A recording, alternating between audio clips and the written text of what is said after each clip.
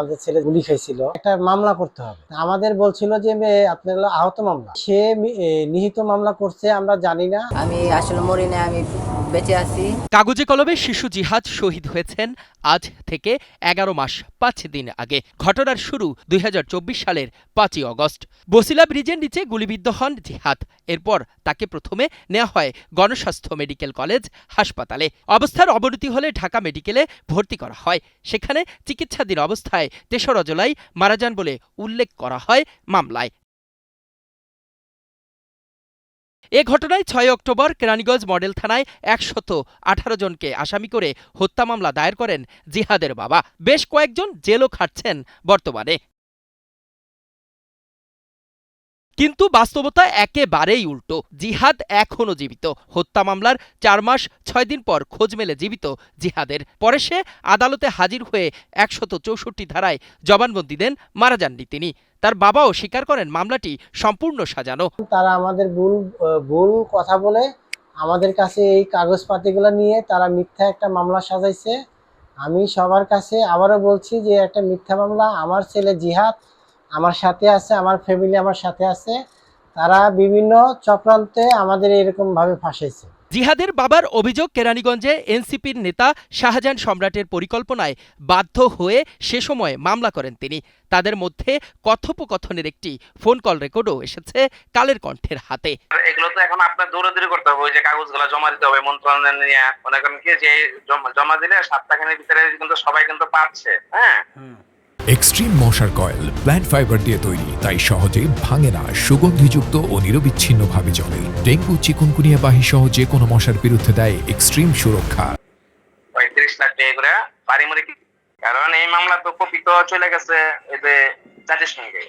আপনি আইসা চলে আসেন, আমি আপনাকে যেটা বলছি এটা এই যে করবো না ইনশাল্লাহ। আর এই যে এখানে তো টাকা পয়সা লাগবে খরচ করতে, খরচ কোনো নাই, দৌড়াদৌড়ি করতে টাকা লাগবে না, এগুলো দিব না। আপনি আসেন, এখন কোন শয়তানের পরামর্শ নেবেন আপনার সমস্যা হবে ব্রাদার, বুঝছেন না? আমার কোনো সমস্যা হবে না, আপনার সর্বোচ্চ সমস্যা হয়ে যাবে বুঝছেন। যদি আপনি যদি করেন না আমি বাঁচবো বাঁচতে চাই, আর যদি করেন না আমি এটা করবো আত্মহত্যা করবো, তাহলে ওইটা হলো আপনার বিষয়। অভিযুক্ত শাহজাহান সম্রাটের সাথে যোগাযোগ করা হলে তিনি বিষয়টি এড়িয়ে যান। না, নাউজুবিল্লাহ, এরকম কিছু নাই ভাই। আমি কোনো মামলায় জড়িত না। আমি কেরানীগঞ্জে এনসিপি তে ঢোকার পরে আমি কেরানীগঞ্জে গেছি, এর আগে আমি। কিন্তু আমাদের কাছে ছবি আছে, তথ্য প্রমাণ আছে, সবকিছুই আছে। ইনফ্যাক্ট আপনার কিছু ভয়েস রেকর্ডও আছে মামলা সংক্রান্ত। এই বিষয়গুলো আপনি মানে কিভাবে দেখছেন?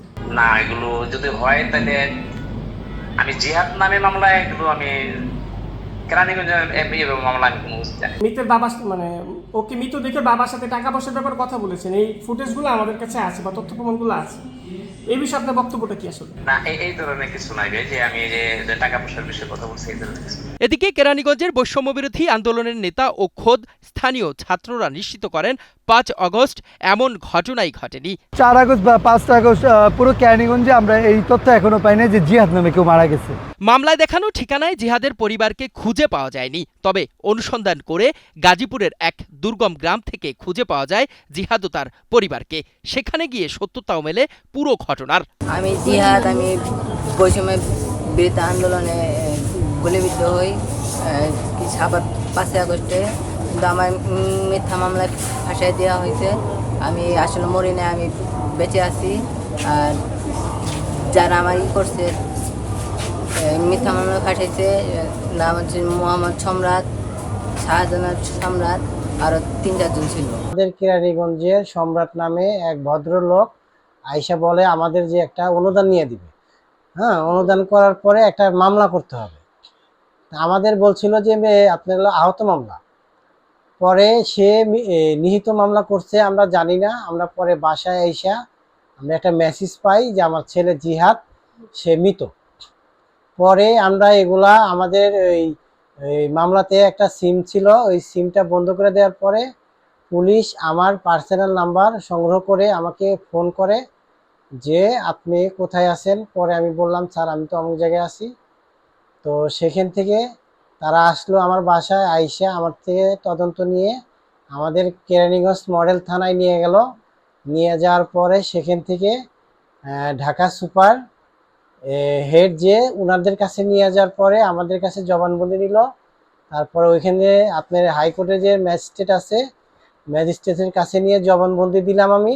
আমার ছেলে ছিল, তে আমি আমি আমি বিপদে পড়ে এই ভুল চক্রান্ত শিকার হয়েছি। আমি দেশবাসীর কাছে আমি ক্ষমা চাই। আমাকে এই মামলার থেকে আমরা অব্যাহত চাচ্ছি। আমাদের যে ফ্যামিলির কোনো ক্ষতি যে না হয়, আমাদের 5টা ছেলে মেয়ে। আমি আসলে সরকারের কাছে খুবই আবেদন, তারা আমাদের ভুল কথা বলে আমাদের কাছে এই কাগজপাতিগুলো নিয়ে তারা মিথ্যা একটা মামলা সাজাইছে। আমি সবার কাছে আবারও বলছি যে একটা মিথ্যা মামলা, আমার ছেলে জিহাদ আমার সাথে আছে, আমার ফ্যামিলি আমার সাথে আছে। তারা বিভিন্ন চক্রান্তে আমাদের এরকমভাবে ফাঁসাইছে। এই মামলাতে দ্রুত নিষ্কৃতি চাই, আর যারাই জালে ফাঁসাইছে, আমার ছেলেকে মৃত বানাইছে, তাদেরকে আমি শাস্তি চাই তাদের। এসব বিষয়ে জানতে কেরানীগঞ্জ মডেল থানার ভারপ্রাপ্ত কর্মকর্তা মনিরুল হক ডাবলুর সঙ্গে যোগাযোগ করা হলে ক্যামেরার সামনে কথা বলতে রাজি হননি। তবে তিনি জানান, এই মামলা হওয়ার পর থেকে বাদীকে খুঁজে পাচ্ছিলেন না তারা। তবে একসময় পুলিশ বাদীর ঠিকানা খুঁজে পায়। মামলার বাদী জহিরুল ইসলাম রাজু ও অভিযুক্ত জিহাদ আদালতে 164 ধারায় জবানবন্দি দিয়েছে যে জিহাদ জীবিত। এ মামলাটি এখনো খারিজ হয়নি। বর্তমানে এটি পুলিশের মনিটরিং সেলের আওতায় রয়েছে বলেও জানান তিনি। ইখলাসুর রহমান, কালের কণ্ঠ।